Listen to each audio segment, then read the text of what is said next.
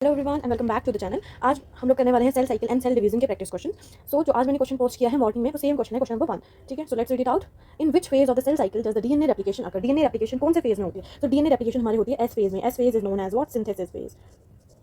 Synthesis phase, तो इसमें क्या होती है? डीएनए रेप्लिकेशन होती है। ठीक है, let me just write, okay.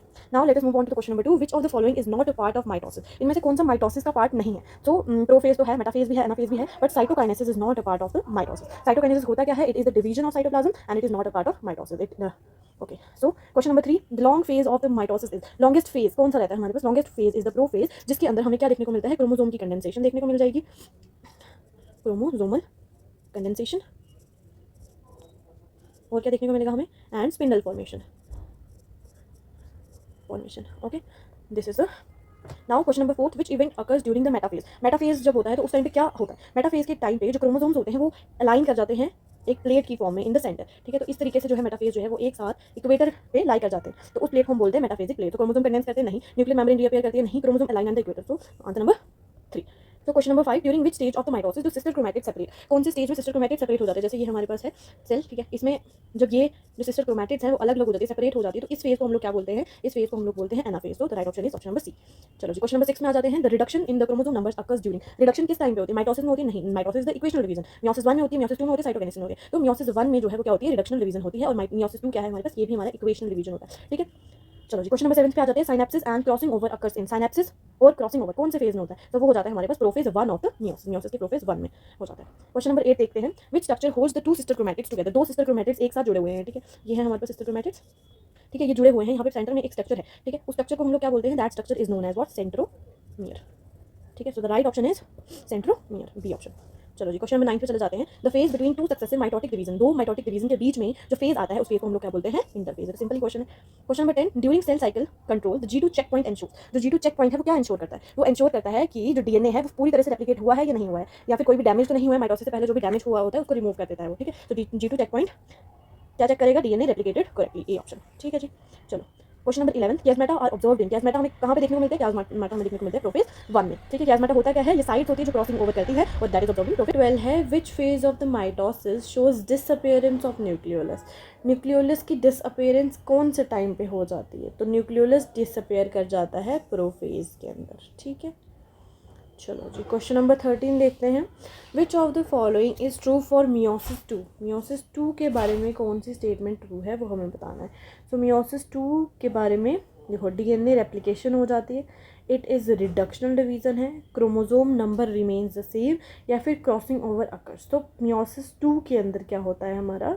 Chromosome number जो है वो सेम रहता है ना, क्रोमोसोम नंबर जो है वो क्या रहता है? सेम रहता है, क्योंकि वो एक इक्वेशनल डिवीजन है। मियोसिस 1 अगर पूछा होता तो उसमें हमारे पास क्या रहता है? उसमें हमारे पास रिडक्शनल डिवीजन होती है। ठीक है, ठीक है जी, चलो जी, अब बात है क्वेश्चन नंबर 14 पे। In animal cell the spindle apparatus is organised by, spindle apparatus जो है वो कौन ऑर्गेनाइज करता है?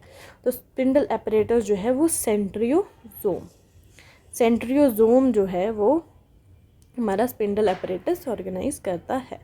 15th क्वेश्चन है, cell plate cytokinesis in plant cell occurs bye.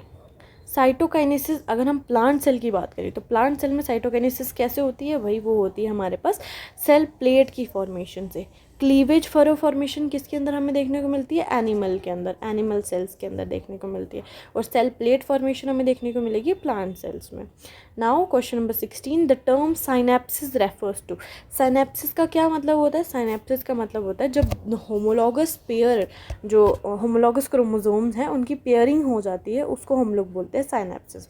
तो क्या हो गया? Pairing of the homologous chromosome, separation of the chromatids नहीं, pairing of the homologous chromosomes जो है वो उसको हम बोलते हैं साइनेप्सिस। ठीक है, चलो क्वेश्चन नंबर 17 है। G1 phase is characterised by, G1 phase जो होता है हमारा वो कैसा फेज होता है भाई? वो होता है हमारे पास ग्रोथ फेज। ठीक है, ग्रोथ होती है उसमें, और क्या होती है? नॉर्मल मेटाबॉलिक एक्टिविटीज़ होती है। सो क्या आ जाएगा? Option number B, growth and normal metabolism. So the question number 18th is which enzyme joins the Okazaki fragments during the DNA replication.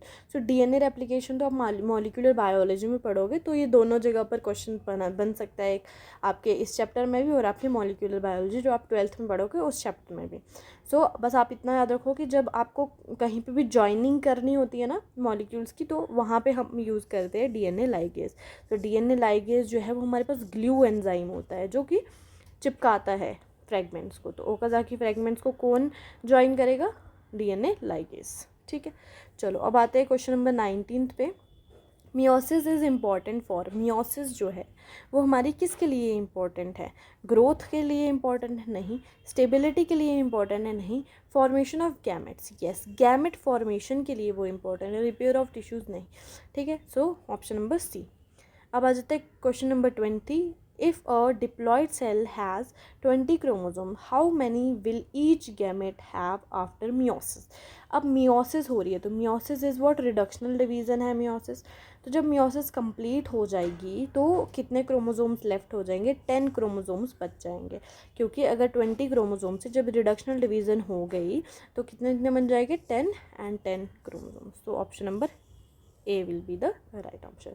So if you like the video, so hit the like button, share the video and subscribe to my channel for such more videos. Thank you.